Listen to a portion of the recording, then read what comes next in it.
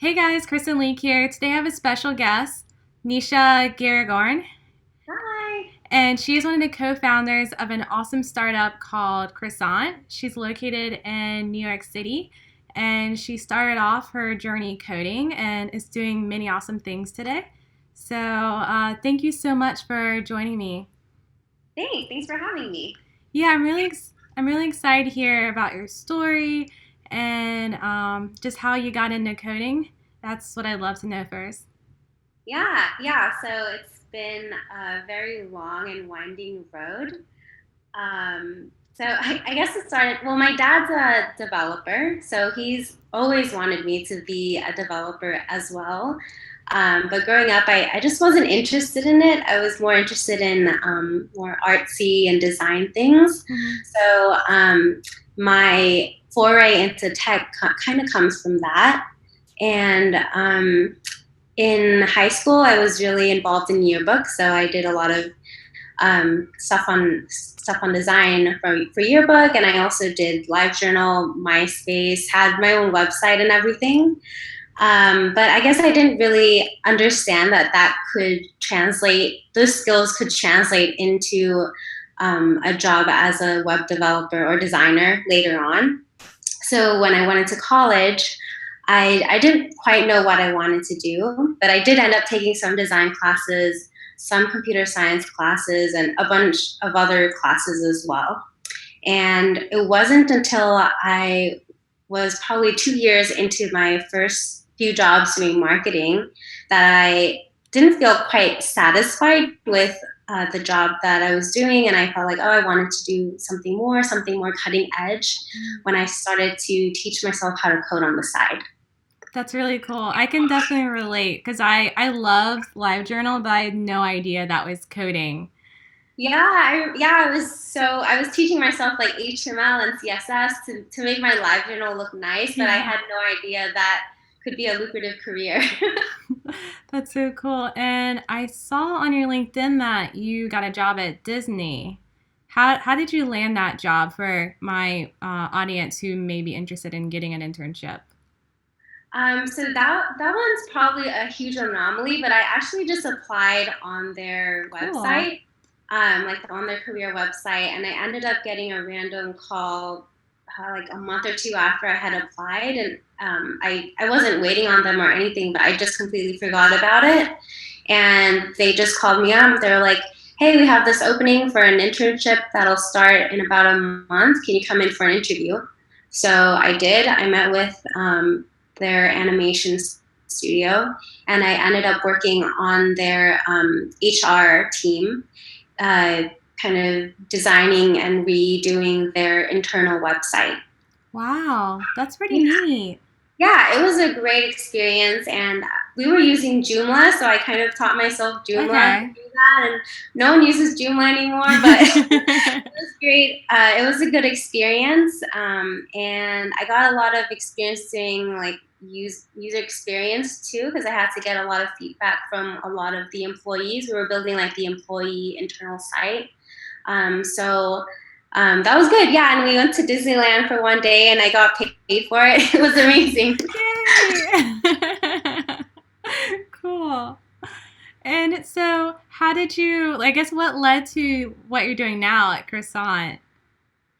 So going back to when I first was starting to code on the side, I had some friends that were developers at the time and were helping me out a lot with learning how to code. And together we went to hackathons, and this is where I learned a ton about coding. I learned, I mean, I was doing Code Academy and all that other stuff online, but I think in hackathons, that's where I saw everything being put together, and it made sense for me a lot more by putting it into like a project form. So my friends and I made projects at hackathons, and I went to a couple. I've probably been to 6 or 7, and at one of those hackathons, Croissant was born, and yeah, I don't know. It came from this idea that and in New York, it's super hard to find seats at a coffee shop to do work.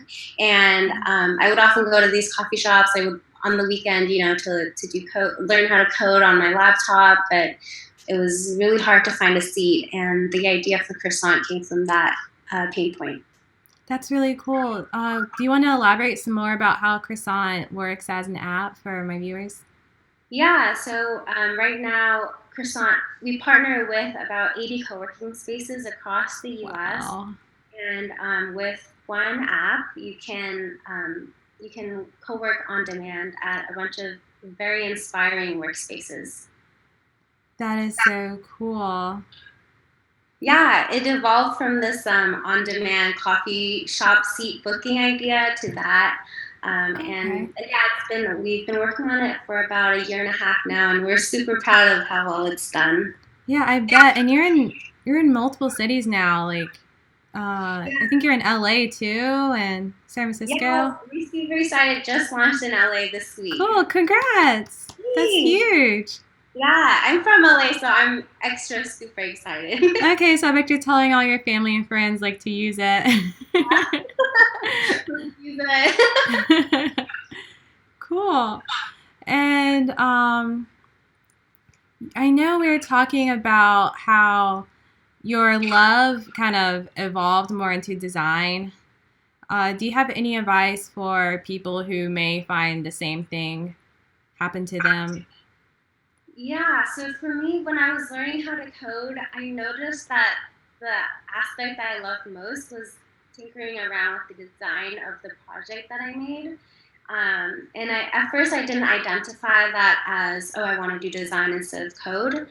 I guess going into learning how to code, it wasn't that I actually wanted to learn how to code. It was just that I wanted the vocabulary for being involved in the tech industry, and I don't know, but over time, it just I never felt that love for coding. I was always the person that didn't like to figure out what was wrong with the bugs and the stuff.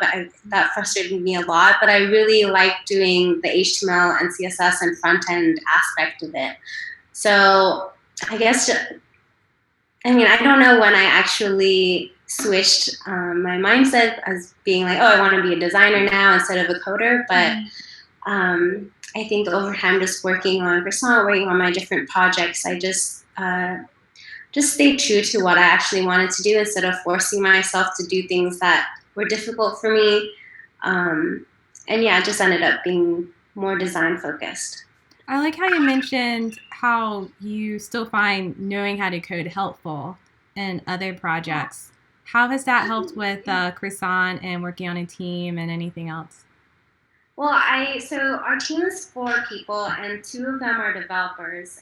And I still work on the front end, like HTML, CSS, and JavaScript a little bit. So coding's of course been helpful for that. But in general, when they're having conversations about the back end and how they're coding this product, it's just been very helpful for me to have the vocabulary that I learned from coding. Even though I learned Ruby on Rails, and our code is all in JavaScript, but it still translates very well into what we're building with Croissant. Awesome. Yeah. That's really reassuring. Yeah. Yeah. So even if you might not become a developer, I would still encourage everyone to learn how to code, just because I think in the future everyone will know how to code. Oh yeah, I definitely agree. Yeah. And how can people reach you on social media or just contact you for questions? Yeah, so I'm on Twitter a lot. I'm at Nish6, like fish sticks, but with an N. Oh, I like that. It's cute. Well, um, thank you so much, Nisha, for coming on. yeah, thank you for having me. And yeah, let me know if I could help anyone with anything. Okay, great. Yeah, this was fun. Talk to you soon. Bye. Bye.